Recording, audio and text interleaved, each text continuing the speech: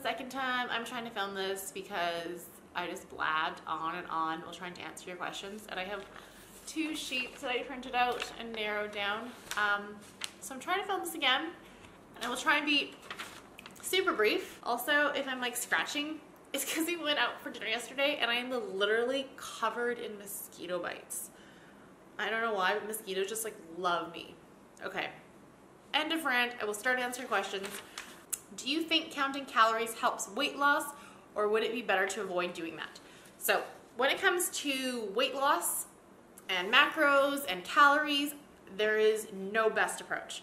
I think it's really, really important that you know yourself and you know your relationship with food, because for some people it can be a great tool to have where they learn about portion sizes, they learn about the nutritional value of different foods, and it can be really eye-opening.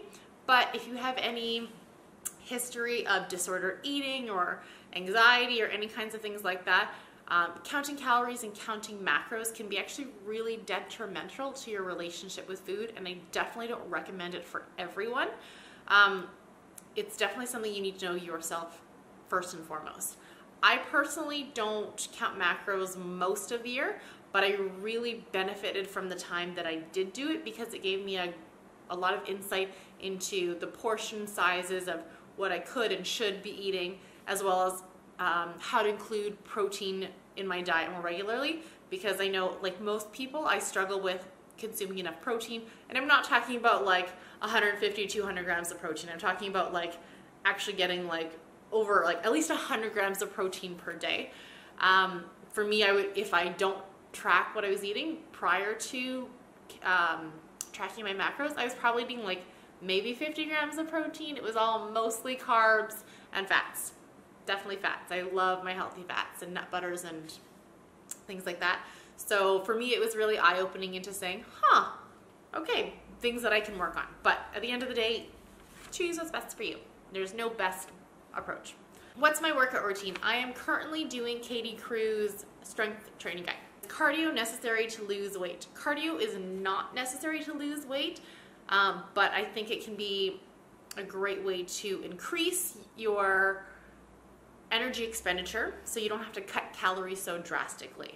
So for example, if I am trying to lose weight, I might have to go down to say 1900 calories. But that's because I'm pretty active. I can still get away with weight loss at 1900 calories. If I'm really sedentary and I don't include that extra little bit of cardio every week, or make that extra effort to walk more, then I'm probably gonna have to eat around say 1700 calories to lose weight. So for me, I would personally rather eat more than have to cut calories so drastically. So I don't mind adding in say 2 sessions of HIIT a week and a cardio session, and then just making greater effort to walk more. But I'm definitely not someone who will promote doing like 40 minutes of cardio every single day. That just doesn't work for me personally, but everyone is different, so you kind of got to find your balance of what's sustainable for you. How do you cut up your veggies from going bad? Well, first of all, when it comes to veggies, washing them, if you are going to wash them, make sure you dry them really well. When you are, what am I trying to say? I also try not to wash all my vegetables unless I'm going to eat them right away, because even if you wash them and dry them, I don't know, sometimes it just doesn't quite last as long. Also, not cutting them. I know it sounds kind of counterintuitive, but trying to cut them as little as possible actually helps, well, it prevents them being exposed to air, which is what actually causes them to break down. So for example, I always spend a little bit more money and buy cherry tomatoes as opposed to larger tomatoes if I'm like trying to do snacks, because I would have to cut up the bigger tomatoes, and I'm lazy and I don't want to do that. And if I do it in advance, then they kind of get soggy and I don't really like that. So same with cucumbers. You can do baby cucumbers, so you don't have to cut them up. Bell peppers, I can cut those up for 3 or 4 days and not have any problems, but you gotta try. Same with greens. I don't wash those until just before I eat them. If I'm doing salads, I have all those in containers or like the original bags in the fridge separately, and I don't wash them or do anything with them until I'm just about to eat them. because washing and drying those is kind of finicky, and I find it actually really hard to dry them thoroughly enough so they last all week or for the 4 days that I prep. How do you keep your motivation up and follow your diet to a T? First of all, I am not on a diet. I'm not counting calories. I'm not counting macros, so I'm not following anything right now. So I can't be following anything to a T. Yeah. Also, for motivation-wise, I think motivation is one of those things that can be really tricky. And at some point, no matter what you do or who you are, you may struggle with motivation. I know I have. But I think things that do help keep your motivation going strong is to be passionate about what you're doing, to have people in your life who have similar interests, and to buy new gym clothes. I know that one's not very cost effective, but it definitely works. And also just finding a kind of training, this one's really important, but finding a kind of training that you actually like and enjoy and empowers you. Because if you have to do one kind of thing because your friend does it and you don't really like it, you're never going to be looking forward to it. I literally look forward to my gym time, I'd say 95% of the time, because I like what I do and I like how it makes me feel. So definitely take some time to find what drives you, what you get excited about, or who you get excited about training with. Okay, where do I get my containers from? My containers, I will put a link down below to the ones that I get. How do I gain weight? So calorie surplus is what you need to gain weight. That means you need to eat more calories than you burn in a day. So for a lot of people who are struggling to gain weight or trying to bulk, it can be a little bit challenging sometimes because you are underestimating how many calories you are actually eating, and you're thinking, oh my goodness, I actually ate 1,700 calories, and no, you didn't. You ate less than that. And if you probably actually need more than 1,700 calories to actually put on weight. So if you are trying to put on weight and you are not being successful, then you need to increase the amount of food that you're eating or reduce the amount of energy you are outputting, meaning cut out things like cardio or cut down on things like cardio. Also, my suggestion would be to try to include things like smoothies, smoothie bowls, or yogurt bowls, because you can actually get a lot of calories into those without having a lot of volume. So if you struggle to physically be able to eat a lot of food, a smoothie can be a really easy way to consume a bunch of calories. I know if I throw 2 tablespoons of peanut butter into a smoothie, I'm adding 200 calories already. You know, that with some protein powder, some yogurt, you can add a banana, oatmeal, things like that will definitely increase the calories. And drinking your calories is a lot easier for most people than it is to physically eat 500 or 600 calories worth of food. So those are my tips. You can also look into calorie-dense foods like nut butters, avocado. I'm so scratchy, I can't think. But yeah, have a look into calorie-dense foods. I know there's more. What's one food you can't live without? I'm saying dairy. I love cheese. I love yogurt. I love ice cream. I love frozen yogurt. I love all the things that come from dairy. How do you feel about fasting? I did a whole post on fasting, about intermittent fasting, so I will put that down below. I did it for 6 months and I did like a write-up on there and different kinds of fasting, so yeah, you can have a look at that. How to balance going out and eating your meal prep. So I am a big believer in actually under prepping for what you need. So if I need 4 days worth of food, I used to prep breakfast, lunch, dinner for 4 days. So that would be 4 times 3 meals a day would be 12 meals. I would meal prep 12 meals and my snacks. And that can be really great if you don't have a social life, but as I do have a social life, I find under prepping can be really helpful. So for instance, I will prep all my lunches and all my dinners, but I might not prep any breakfast, and instead I will choose to make breakfast daily. So oatmeal, smoothies, eggs, omelets, those kind of things. And that also gives me a little bit of room for unplanned events. So say I have a dinner come at Wednesday that I didn't know about, then I can eat my meal prepped dinner for breakfast on Wednesday or Thursday, whatever it is. I have zero problem eating things at different times of day. I will have breakfast for dinner, I will have dinner for breakfast. It makes no difference to me. So that worked really well for me. I don't normally have a lot of unplanned events though, but if I know something is coming up, say like a family dinner, then I will just not plan any meals or prep any meals for that day. Ugh. Does that make any sense? I hope so. How do you calculate your macros and how to know how many calories you need per day to achieve your goal? So I will also put a link down below. I have a link and video on how to calculate your macros. I also have another link on why I suggest tracking what you eat before you even try to figure out your macros. Yes, I put those down below because in my experience, macros can be great, but depending how much you're eating prior to figuring out your macros, there can be a substantial difference in between what you should be eating and what you are eating, whether it's more or less. So sometimes people find out that they theoretically should be eating 2,000 calories and they've been eating 1,500. So that's a really big jump. That 500 calories is a little bit challenging for them. Or they find out they've been eating 2,500 calories and need to eat 2,000 calories. And cutting out 500 calories a day can also be challenging in a different way too. So I generally recommend tracking what you eat for 3 to 7 days before you actually calculate your macros. Then you can see how much you're eating prior to. And I think that is a big determining factor in being able to slowly increase or decrease what you're eating to get your macros. So both those links I will put below. What is my budget for meal prepping? So when I do my groceries for the week, even though I don't cook for 7 days, I generally buy groceries for a week. And I, on average, spend between $60 to $120 Canadian per week. So I'd say like $40 to $100 US. I do not have a currency converter in my head. So yeah, that's probably what I spend on average. The higher weeks are, when you need to purchase things, for example, like olive oil.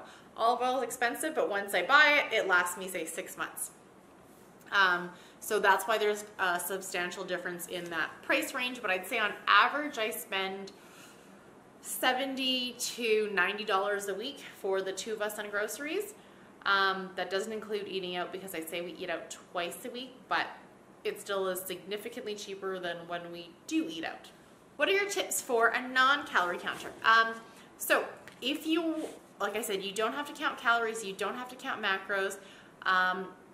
I will also put another link down below to a great image from Precision Nutrition that shows, there's two different ones. One is a plate, and it can show you how to fill your plate. So recommended serving sizes.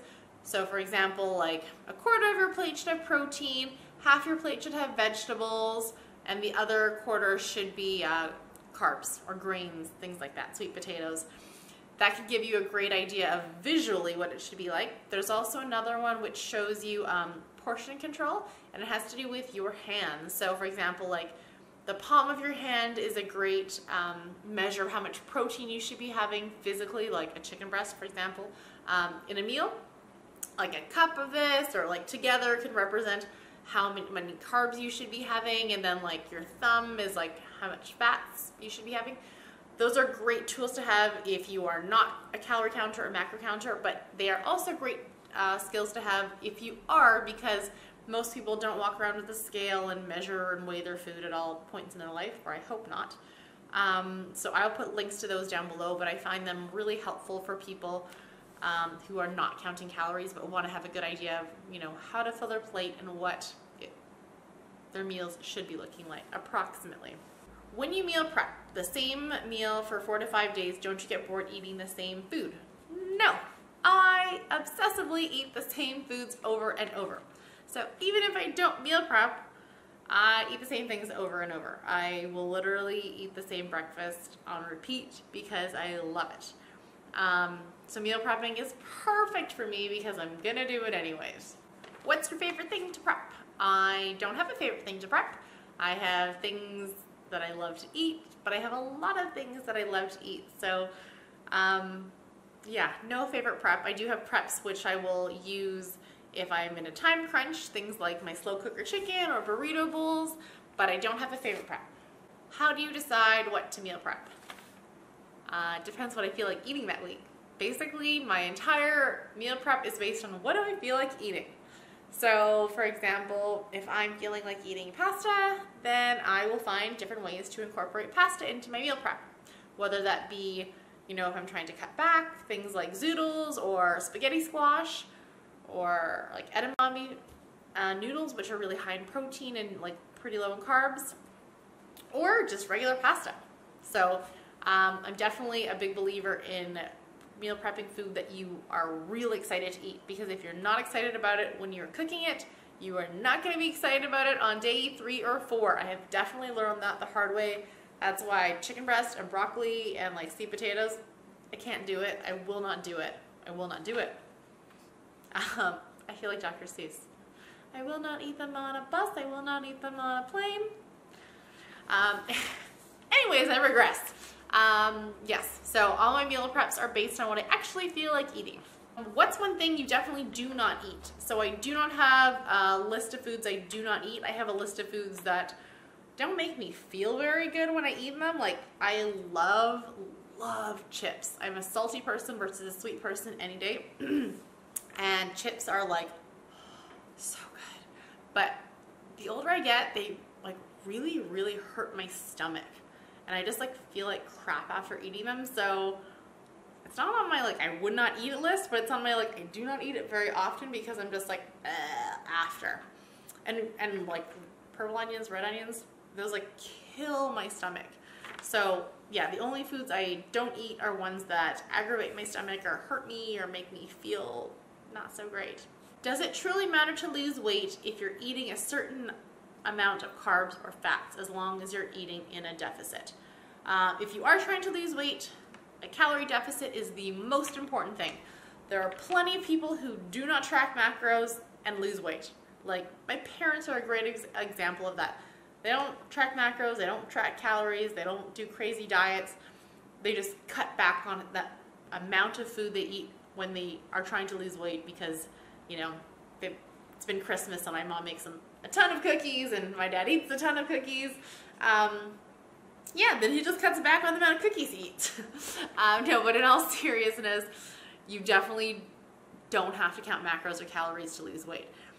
It's always just a matter of the calorie deficit and, you know, choosing lower calorie foods and replacing them with, what I personally like to do is increase the volume of vegetables they eat, because I actually get to still eat a lot that way. So calorie deficit is above everything else, above macros, above everything. How do I beat sugar cravings? Okay, so sugar cravings. In my experience, sugar is super addictive. And I'm not talking about like fruits and strawberries and watermelon. I'm talking about like cookies again. I know I just talked about that, but for example, we were home for Christmas and my mom is an amazing cook, amazing baker. She can make anything taste incredible. And she gave us this box of cookies and I was going to town on them. And I was like, oh, Cookie Monster, so delicious. And it was great.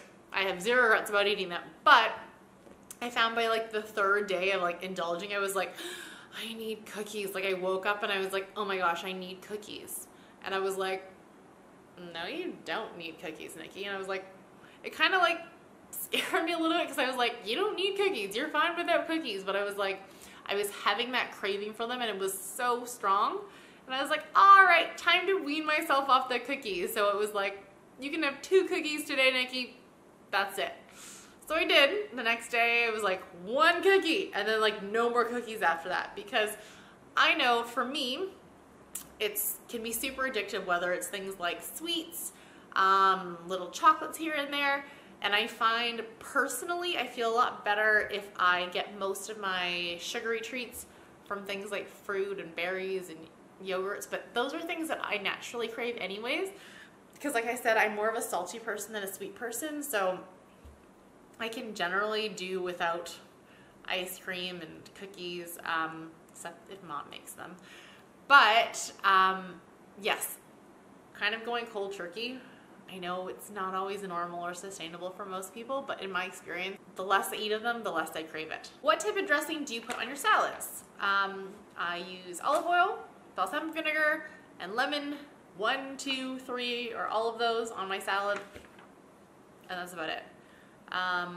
Yeah, I try to cut out all the processed salads because it's just full of a lot of things that I don't really necessarily need, and it kind of covers up all the taste of my vegetables, which I like. So yeah, that was kind of my thing over the last year, to get rid of all the processed salad dressings, and yeah, now I love it. I don't think I would even go back.